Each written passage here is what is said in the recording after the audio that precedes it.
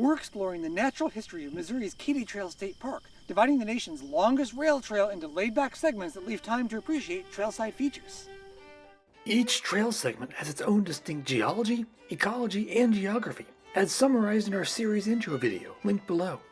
Here we're riding the 35.5-mile stretch between Sedalia and the trail's western end in Clinton. This segment crosses the formerly prairie-covered Osage Plains, where big skies alternate with forested stream corridors.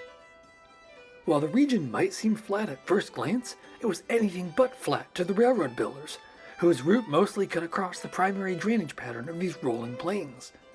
That meant lots of bridges, and lots of long fills built up to keep the railroad relatively level wherever it crossed valleys.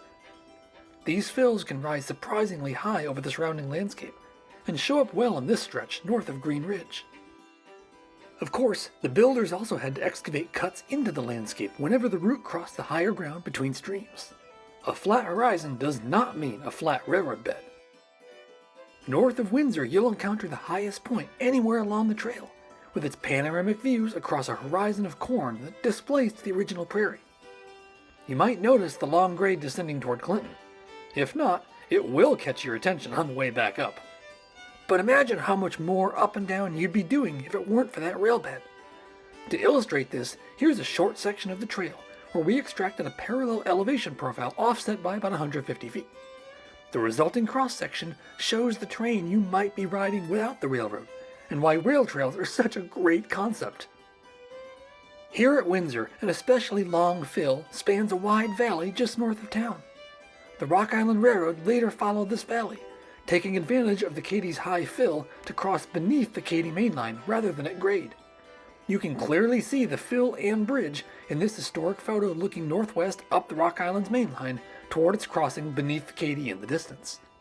Today, the former railroad junction is now a trail junction, where the Rock Island Trail heads 47.5 miles northwest to Pleasant Hill. There's hope for connecting that trail further into Kansas City and expanding eastward across the state toward St. Louis, but that's a different story. We were excited about this segment's botanical potential, as old rail corridors can preserve surprising biodiversity along their unplowed and relatively undisturbed margins. Summer is a great time for trailside plants. Wow, there are pollinators all over this. I think it's a milkweed vine. Hey, this is slimflower scurf pea, a good prairie species. Blazing Star is awesome.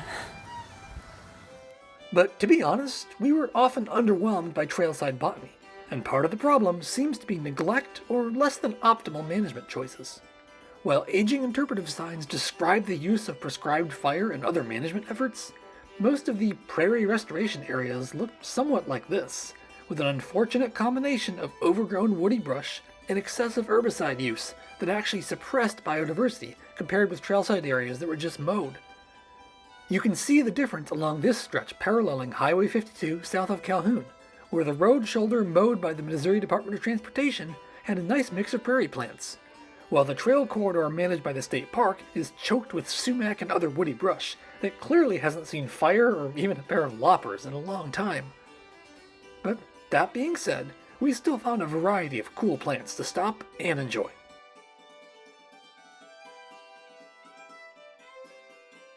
Grassland birds are another attraction along this segment. One interesting location is actually just off the trail, a short distance down a quiet gravel road.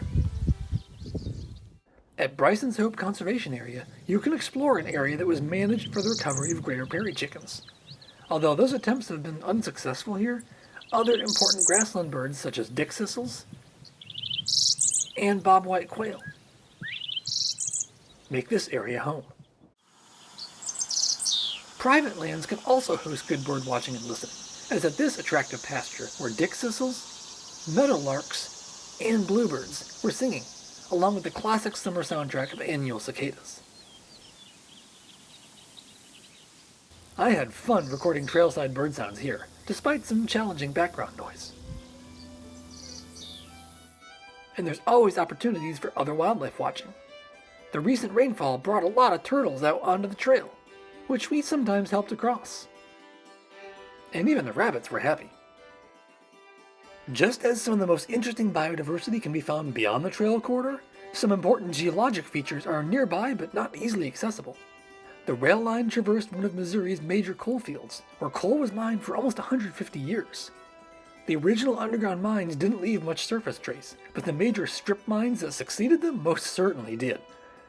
LiDAR data clearly show large regions torn up by massive equipment, and while this activity ended in the 1980s, to this day the former strip mines tend to stand out as densely forested areas laced with oddly patterned lakes. Why was coal found here, but not to the northeast towards Sedalia? Well, it all relates to bedrock age. The Sedalia area sits on carbonate rocks from the Ordovician and Mississippian periods, mapped here in orange, light purple, and blue. Not only is their original marine setting the wrong environment for coal formation, they predate the major regional period of coal formation. As you travel southeast along the Katy, you climb the geologic sequence into younger Pennsylvanian rocks, mapped here in shades of yellow and green, where coal deposits become prominent. To better illustrate this, we digitized the extent of local strip mining, which clearly shows the correlation between mining areas and a specific unit within the Pennsylvanian bedrock. Coal played a major role in helping Missouri develop as a state, a subject we covered at length in a different video that we'll link below. You can't easily recognize these mining areas from the trail, but it's worth knowing the history as you ride through.